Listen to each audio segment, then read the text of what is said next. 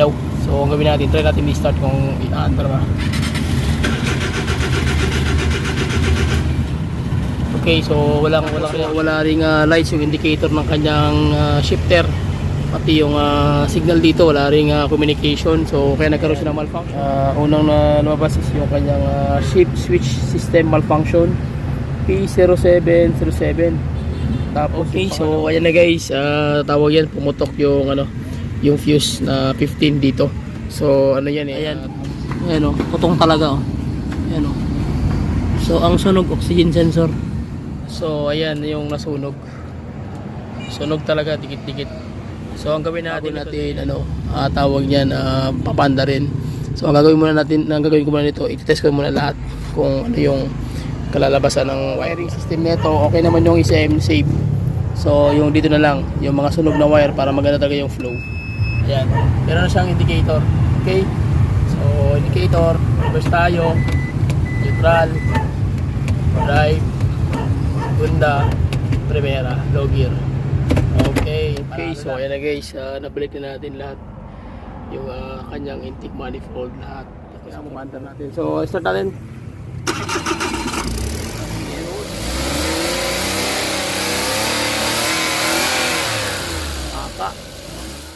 Mapagpalang araw guys, another client na naman tayo na DA63 K68 engine. Ang problema, cranking, and then tumatakbo, biglang nag-shut off yung makina. Tapos hindi na lumabas yung kanyang indicator lights ng kanyang automatic transmission shifting mechanism, especially yung park, yung drive, neutral, reverse. So lahat yun guys hindi na nag-function. So pati yung kanyang tawag niya na ECM hindi na rin nagre-reading ng engine scanner.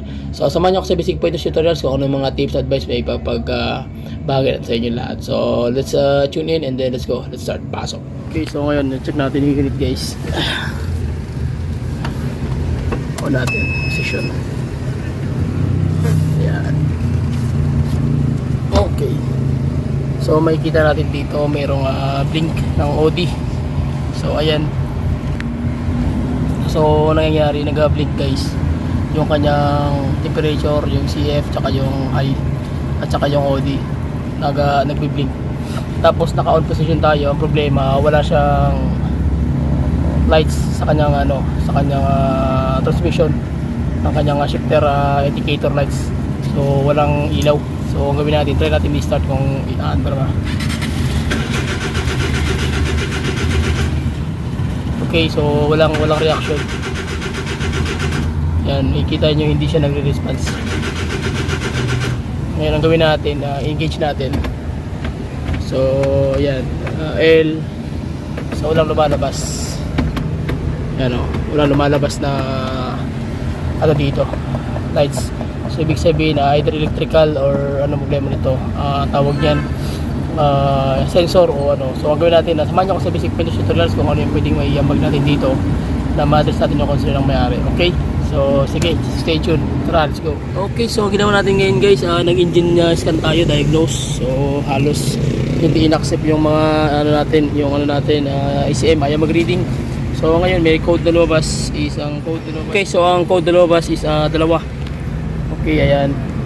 Unang lumabas is yung kanyang shift switch system malfunction P0707. Tapos yung pangalawa naman is ayan, yung CAN. Okay, yung communication receiving signal is abnormal. So electrical wiring to. Pag ganitong sistema, ang nagiging umpisa nito is yung wiring system.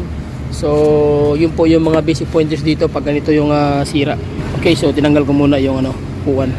So pag ganito guys, ang problema nito wiring system, kasi hindi nagre-read yung ECM. Tapos wala ring lights yung indicator ng kanyang shifter.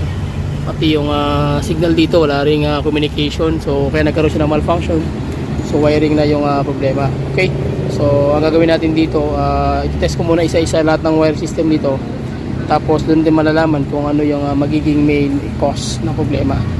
So isa-isahin to, medyo trabahoso, hard trouble ito pag ganito. Kasi tawag yan yung wiring ang nagiging problema nito. Okay, so gawin natin guys, magte-test muna tayo ng isa-isa sa mga sensor. Tingnan natin kung ilang ohms or ilang voltahe yung lalabas sa ano natin, sa tester natin. Kasi yung problema din, hindi umaandar yung makina. So makikita nyo guys, tingnan mo until now nag-blink pa rin. Ano, nagbi-blink pa rin yung kanyang ano, yung OD. Tapos yung ano, so ibig sabihin may problema, ba't nag-blink? Okay? So sige, test muna natin yung wiring system, tapos malalaman din kung paano naman ang next move natin. Sige, okay. So ayan na guys, tinanggal na natin yung ano, yung harness. So na find out ko ngayon ang sunog ito, oxygen sensor. Ayan. Ayan oh, putong talaga oh. Ayan oh. So ang sunog oxygen sensor. So ano nangyari, dumikit na yung positive negative papunta doon sa ano, sa ECM, which is yung ECM is 5 volts dapat ang bato nun dito sa may green. So yung positive niya, ayan. So nagdikit-dikit na rito pagdating dito. So sunog yung oxygen sensor na bank 2. So yun ang problema, kaya ayaw na mag-start. Pati yung dito wala na rin. So tinamaan yung ECM, pero sana ma-recover natin. So gagawin natin dito is lahat ng sunog na wire na apektuhan. So papalitan muna natin ng wire. So meron ako na vlog nito. Hindi 64 naman yun, pero non-turbo. Ito naman, turbo type naman to. Ayan o. So may turbo siya. Yung na vlog ko nakaraan, problema nun is ano, okay naman siya, umaandar naman siya, pero nanginginig lang. So mild lang yung ano niya. Ito medyo hard trouble kasi talagang ayaw umandar, walang indicator. Tapos yun, walang walang reading sa ECM. Yun ang mabigat na pag-uusap. Kaya manumano ang labanan. So ito na. So gagawin natin ngayon is lahat ng wire na sunog, magpapalit tayo ng oxygen sensor bago na yan. So i-reading ko muna lahat para maramdam ma-activate natin yung ECM kung gagana pa. Okay? Sige, magpapalit muna ako ng mga wire na nasunog. Palitan natin ng wire, tapos check natin kung gagana na ba, para maka-reading tayo ng voltage reading tsaka yung sensor. Malaman natin kung gagana ba yung mga sensor. Kung gumana siya, panalo na. Okay? So, kung hindi, ibig sabihin yung ECM magpapalit tayo. Pero ito muna yung gagawin natin, yung kanyang wiring diagram, especially yung mismo actual na wiring niya. Papalitan na natin ng para yung ECM na ikakabit natin ay hindi na masisira. Halimbawa, sira na yung ECM, tapos bibili ng bagong ECM, at least wala nang grounded dito sa unit na to, sa ano niya, sa wiring, bago natin maglagay ng bagong ECM. Okay, sige. Alin ko muna guys, magpapalit muna ako ng wire, tapos balik ako after that. Okay, medyo nag-overtime ako ngayon. Ayan, pina. So meron pa tayong titirahin. Ayan. Ayan, marami pa. Nakapila. Sige. Okay, so ayan na guys. Tawag yan, pumutok yung yung fuse na 15 dito. So ano yan tawag niyan. Ayan, bali siya 15 FI, ibig sabihin fuel injection o yung kanyang ECM na part ng kanyang tawag niyan fuse ang sumabog, kasi nga nagkaroon ng short circuit doon, so may ganyang oxygen sensor, so kaya sumabog. Ngayon ginawa ko, pinutol ko muna yung mga linya na nasunog. Ayan, so gagawin natin, i-restart ko muna yung makina, may battery na, may positive na, and then nag-test na rin din ako sa mga chinek ko na lahat ng tawag niyan, yung sensor. So far okay naman. Tapos hindi na siya sumabog na naka-on yung susi. Ayan, naka-on. So meron ng yung dashboard, may ilaw na. So ngayon ang gagawin natin dito is kakabit na natin yung lahat ng system. Kakabit natin ito, simbulin natin ito, tapos papaandar natin. Okay, so pag umandar siya na wala yung oxygen sensor, panalo na. Okay, sige. So at least basic pointers to, medyo tawag niya na medyo siya hard trouble. Pero at least makuha nyo yung basic pointers kung paano ko tinira, may idea kayo. Okay na yun. So malaga ma-share natin yung mga advice tips, especially sa mga nag-electronics at nag-electrical wiring. So yun nga. So inulit ko ulit, sumabog itong 15 na FI. So nangyari dahil nga nag-electrical circuit doon. Tapos binaybay ko yung wire nito guys. Ang nangyari, may nasusunog na wire, pero hindi naman siya tuloy nasunog, bali uminit lang.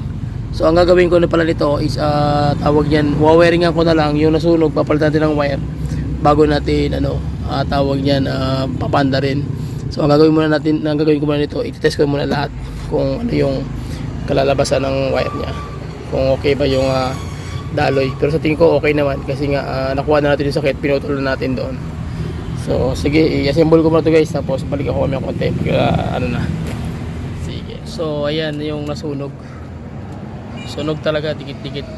So ang gawin natin ito, dahil gabi naman, Magawa din ng paraan na hindi na tayo bibili ng oxygen sensor.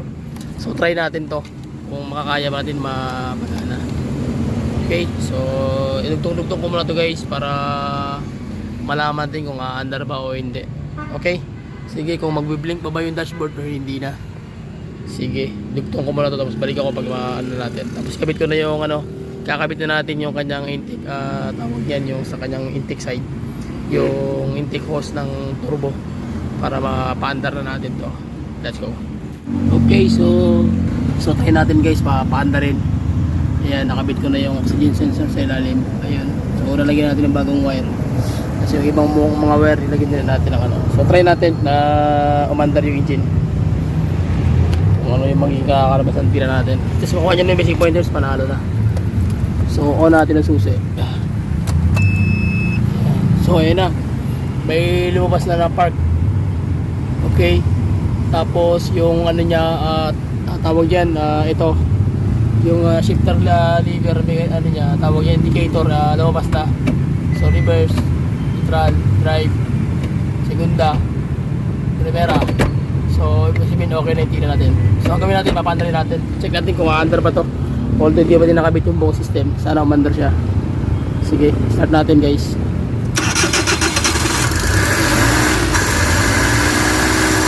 Oy, mandar. Yes. Ang problema lang is naka-timer. Kaya ano. Pero okay na. At least umandar yung tingnan natin. Ayan. Salamat. Okay. Mataas yung minor na kasi turbo type to, naka-open. Hindi natin kinabit. Pero okay na yan. Panalo na. Ayun. So patikim pa lang yun guys. So ang gagawin ko ngayon is ikakabit ko muna yung kanyang mechanism dito. Malaga nakita natin na umandar na siya. Okay, so at least nakuha na natin yung technique. So yun ang wiring, dinugtong natin. Tapos pumutok yung fuse. Tapos yung wiring system nito, okay naman yung ECM save. So yung dito na lang, yung mga sunog na wire para maganda talaga yung flow. Okay, so palit ko na ako ng wire ng mga sunog. Tapos babalutin na natin. Tapos kabit na natin lahat ng system para okay rin tira natin. Ang mahalaga, lumabas na yung indicator. Makikita natin dito. Ayan, meron na siyang indicator. Okay, so indicator, reverse tayo, neutral, drive, segunda, primera, low gear. Okay, panalo na. Sige. So pusa ang may-ari nito. Okay, off na natin. Tapos naka turbo type, i-off natin yung ano niya, timer kasi maingay. Ayan o. Saan na ba yun? Okay, good. Sige. At least nakuha natin technique.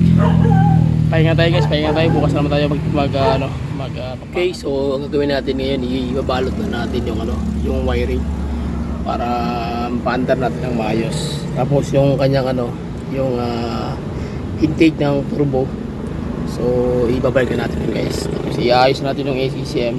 Pagkatapos yan, check na natin kung okay ba yung tira natin. Okay, so mahalaga makuha nyo na kung paano natin tinira, dandahan. So babalutin natin na yung harness, pabalik natin sa original na balot. Okay, sige.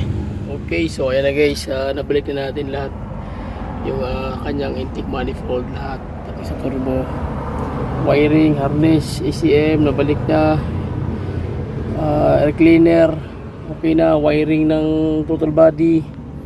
So almost done tayo. So ang gawin natin, try natin, i-start natin to guys para makita natin kung aandar ba.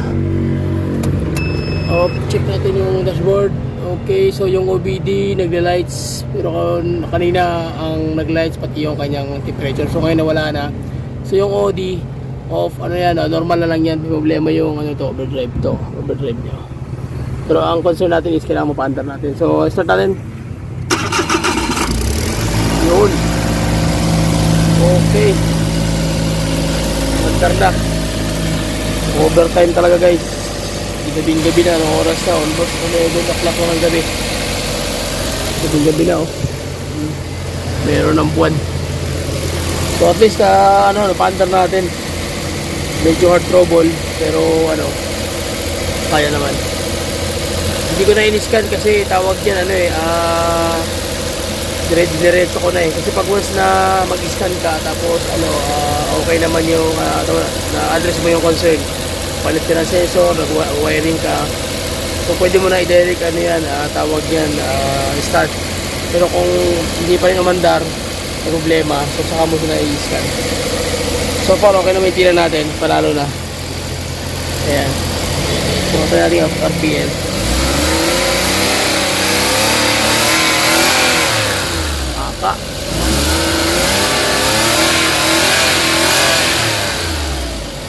Okay na guys, panalo na.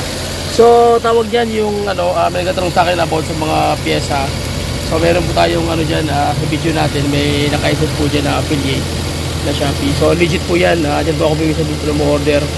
Pag halimbawa matagalang order o dyan ako po makuha. Pero minsan naman pag halimbawa mabilisan, dito lang ako sa mga auto shop. Pero okay po yan, akma po yung basta titingnan nyo lang yung description, basahin yung mabuti yung description para akma talaga yung pyesa na mabibili nyo. Okay, kasi may mga iba-ibang sizes yan so baka mamali kayo pag pindot, so makuha nyo yung hindi akma para sa kanya. Okay, so ayan, normal na yung under guys, uminit na yung tawag yan cooling system, kaya okay na siya. So yun lang guys, maraming salamat sa inyo sa walang sawa suporta sa lahat ng mga followers subscriber ko sa ating YouTube channel at Facebook page. So please share my video, comment lang kayo sa baba, and then subscribe natin na ma-replyan lahat ng mga tanong nyo. So please share my video, subscribe to my YouTube channel. Bye bye and God bless.